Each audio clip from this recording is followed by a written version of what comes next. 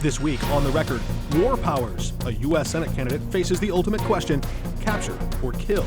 Crossover voters. Why this Democrat from the North Chicago suburbs is downstate openly courting Republicans. Healthcare shock. A congresswoman warning premiums about to explode. It's all coming up right now.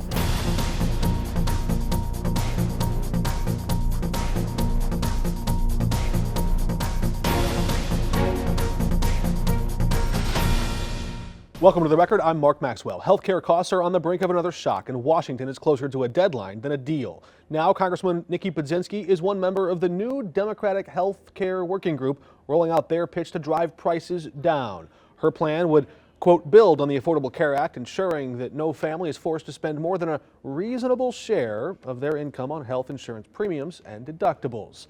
She joins us as Democrats and Republicans trade blame and families brace for higher bills. Congresswoman, thanks for joining us. I wonder, I'm reading through your plan here. What is a reasonable share of someone's income that you think they should spend on health insurance or deductibles? Look, what I can tell you right now is that people are seeing their healthcare premiums doubling. I think for every working person, that number is going to change for them.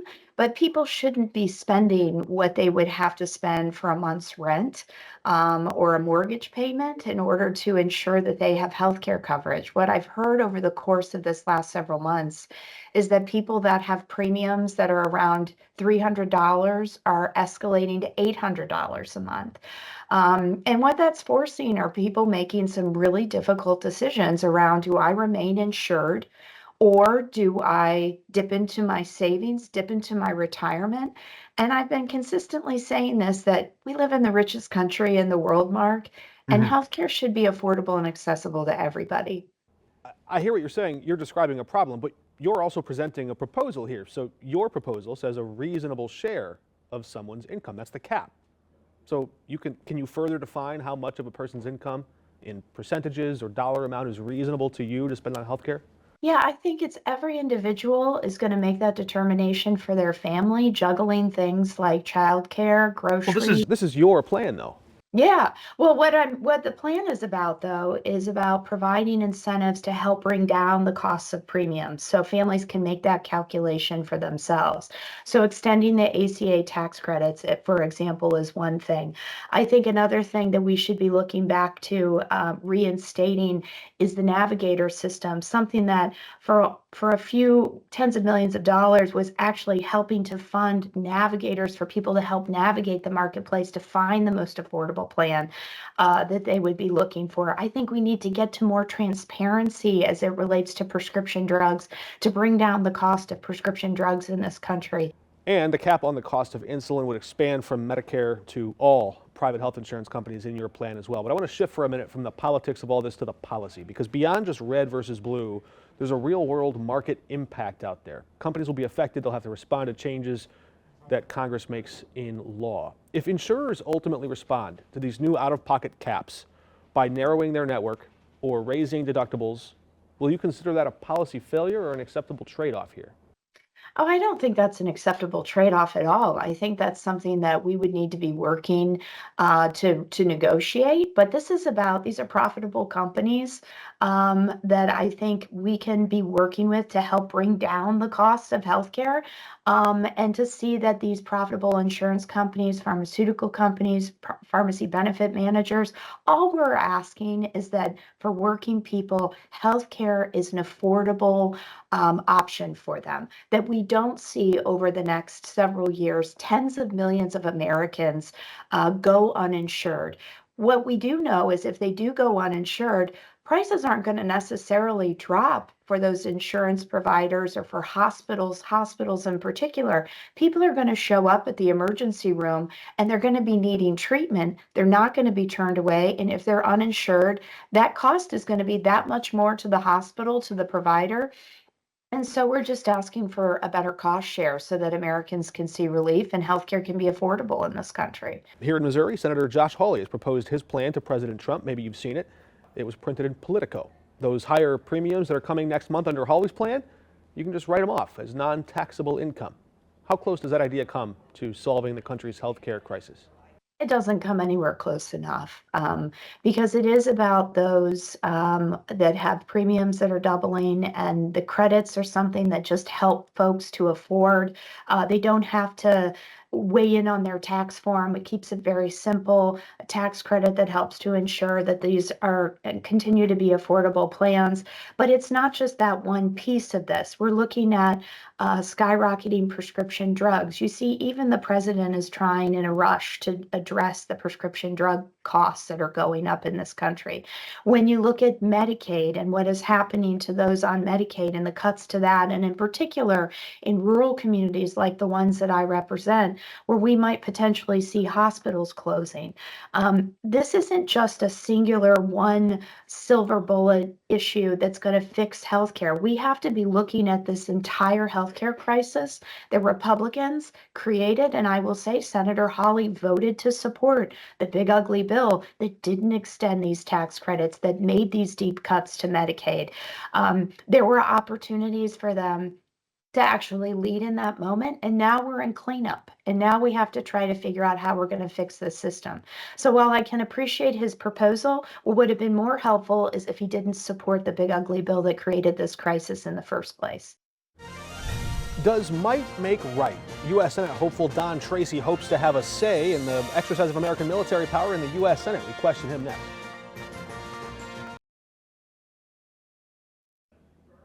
Welcome back. New election data gives us a glimpse at headwinds Republicans face in their fight to retain control of Congress in the midterms. Tuesday night's election results in Tennessee's 7th House district show Democrats gaining significant ground there. The bottom line on your screen. The Democratic candidate lost, but improved the vote margin by 13 points in a deep red district that went heavily for President Trump. Democrats saw similar double-digit gains in 4 other special elections since Republicans took total control of the White House and all of Congress. Our next guest is running statewide as a Republican in a state Donald Trump has lost 3 times. Former Illinois GOP chairman and current U.S. Senate primary candidate Don Tracy is on the record. Don Tracy, thanks for joining us. I want to ask you first for your first blush reaction to the election results in that special election in Tennessee Tuesday night. Do you think voters in Illinois should read anything into those results at all? Not really, because my election is a year from now. A lot can change in a year. More than that, I think the turnout is an issue. I mean, I know it was a turnout election more so than a normal special election, but that's because the Democrats turned out, and I don't think our Republicans did. I want to ask you to assess the analysis of your former predecessor. You once chaired the Illinois Republican Party. So did Pat Brady. He just said this, quote, Tuesday's results and the results of the last couple of weeks are a real sign that Republicans are going to have a really bad cycle if they don't change course. Pat Brady told Politico that even longtime Republicans in Illinois, quote, don't see themselves carrying the Trump flag like they used to. His politics just don't work here in Illinois. Do you disagree with him? I know Pat Brady very, very well. I think the day he became state party chair in 2009 was the very day I announced that I was running for lieutenant governor. But we don't always agree. I think his view of 26 is premature and overly negative. I'm optimistic about my particular campaign because I'm running for an open seat. As you know, Dick Durbin is retiring, and as a result, I won't be running against an entrenched, established incumbent with a statewide organization. Certainly, you've seen the scrutiny apply to the Pentagon and the Defense Secretary, Pete Hegseth, with the follow-up bombing of those survivors in the Caribbean. If you were a U.S. Senator, what questions would you have for Pete Hegseth with the conduct that you saw there? Well, you know, this involves the fentanyl crisis. That is fentanyl, which is killing 50,000 young men and women a year. If you believe those people on that boat were who the Pentagon said they were. But you know that is one of the issues, and I know what the Biden administration did nothing about these 50,000 deaths. If certainly there was a foreign army, a guerrilla war going on in the United States, killing 50,000 Americans, I think there would be a lot more action. Biden did nothing about it. I just have to interject. I want to interject with some facts there. Opioid overdose has actually reached a record low under the Biden administration. That was a fact that we saw come out last year. The numbers have been going down in the most recent years. Well, yeah, but that was from that was the opiate epidemic. This is the fentanyl price. This is fentanyl killing 50,000 Americans a year, and Biden administration apparently did nothing about it. The fentanyl originates in China, and apparently the administration has information that suggests that the main distributor of it to the United States is through Venezuela. And so the president is at least, trying to do something about it. Whether it's the right approach or not, I don't know, but I do like the overall peace through strength approach of President Trump versus Biden, and Obama before, because they were weak presidents in terms of national security, and as a result, Russia invaded Crimea under Obama, and then under Biden, Russia invaded Ukraine, and Hamas invaded Israel, and we had the disastrous Afghan withdrawal where we basically abandoned billions of dollars worth of good weapons to our adversaries. I hear you, and there are certainly conflicts all over the map, but I'm asking about a specific instance. If there are two enemy combatants who no longer pose any kind of immediate lethal threat or direct threat to American troops, who are clearly incapacitated, still in the crosshairs, are you giving the order to pull the trigger? You're asking about the rules of engagement. And under, I think it was Biden in Afghanistan, and maybe it was under Obama, there were at times rules of engagement, basically, as you could interpret them as saying, our soldiers have to be shot at first before they can return fire. That's not, you understand, there's so much daylight between being in the crosshairs yourselves as soldiers and then people who are unconscious floating in the water clinging to life.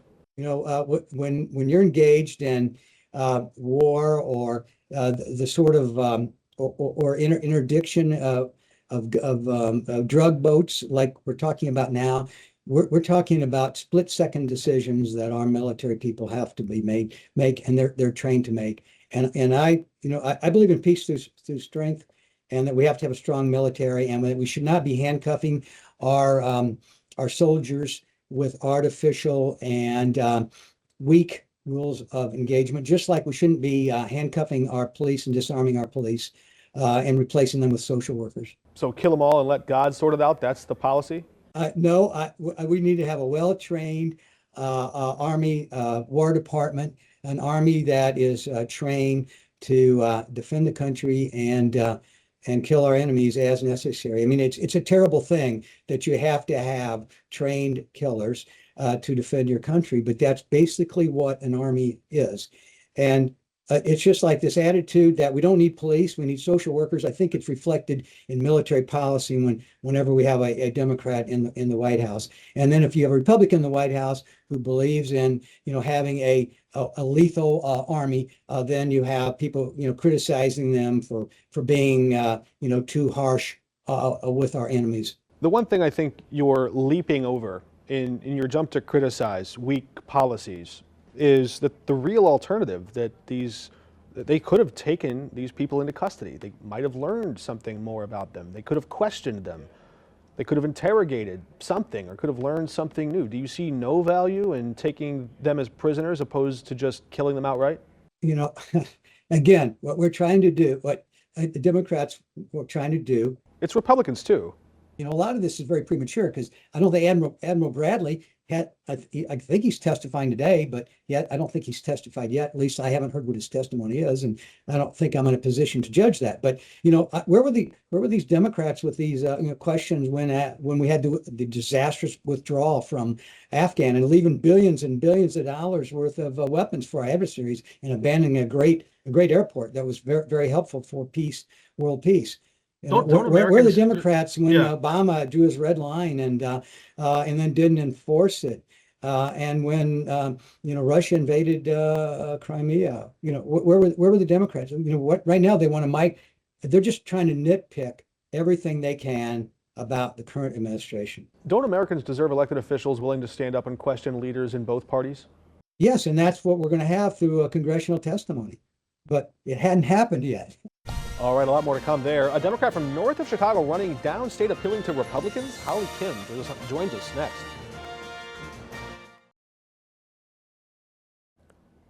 Our next guest knows her way around a checkbook. She's the treasurer in Lake County, Illinois, wants to cut the checks for the entire state with its $55 billion budget. Holly Kim is one of 5 Democrats running to replace outgoing comptroller Susana Mendoza in the March primary.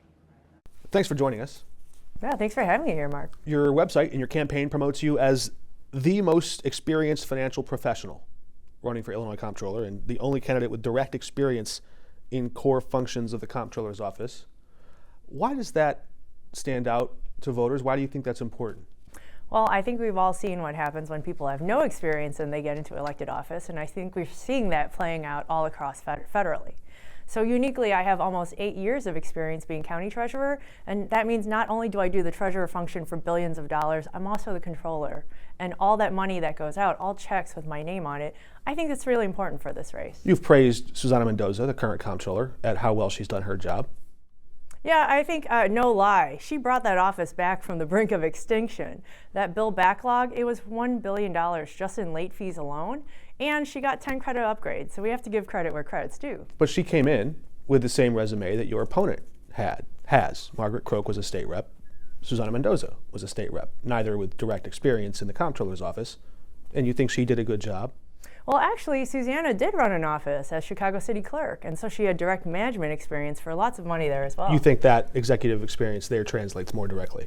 I agree. I think so. The difference being when you actually manage staff and have to do performance improvement programs and manage a budget, that's completely different than being a legislator. It's always interesting reading a positive campaign's material and trying to read between the lines for where you're trying to draw a distinction. You say here, you're not tied to the political establishment. Your record proves you'll be an independent voice for taxpayers. Are you suggesting that any other candidates in this race are tied to the Illinois political establishment? Well, what I am saying is if you look at my D2s, you could see directly who donates to me, and it's the people. It's largely grassroots, and I'm not beholden to any other constitutionals. While I will work with them, I don't work for them, I'll work for the people. I'm looking at that independent voice part, and then you have a quote on your website that says you're prepared to speak up when there is injustice. Can you give us an example? Have you seen any injustice that a comptroller of Illinois could address over the last 4 or 8 years? So the example I can point to is my lived experience as county treasurer, and there I ran a bill to reduce mobile home tax penalties, and I literally fought every single county treasurer and the association to get it through, which, by the way, it passed by 1 vote and the governor signed it. Why mobile homes? So the mobile home residents actually had a 200% late fee, whereas regular homes do not have that. So it was really unfair, and so we ran a bill that said even if you paid late, you'd still get a hand slap, but it'll never be more than half your bill. You mentioned that you're not tied to the political establishment. You're the first candidate for this office who I've seen downstate. You're here in the St. Louis area, big Metro East area. Notably, you were not embraced by the Cook County Democratic slate, which is a big machine that puts you at the top of their preferred ballot and all this. Is that part of why you have to fan out across the state to find votes wherever you can get them, or what is that hill you have to climb in this race?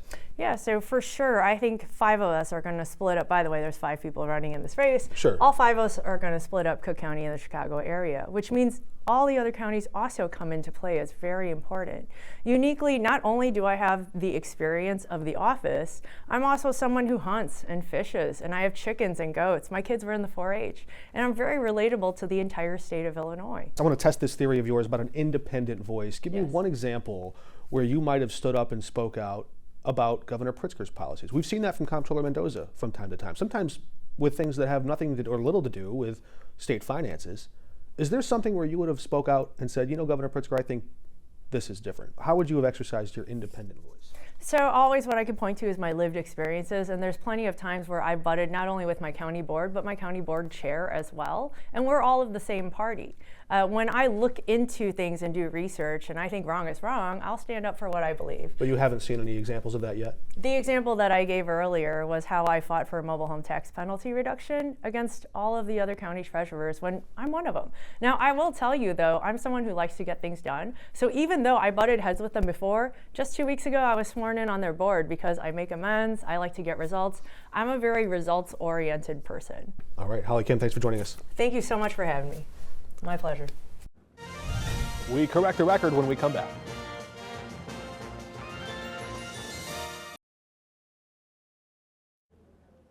Before we go, I should correct the record. In my haste to fact-check U.S. Senate candidate Don Tracy, I said opioid overdose reached a record low under the Biden administration. That's not quite right. I should have phrased it more carefully. In 2024, the CDC did report the single biggest year-over-year decline in drug overdose deaths, a record drop, not a record low, and still a lot of work to do. We have much more of our conversations with Don Tracy, Nikki Budzinski, and Holly Kim up on our website, KSTK.com. You can also tune into the free 5+ app tomorrow night for an extended episode of the show, The Record. That's all of our time. Until next week, we're off the record.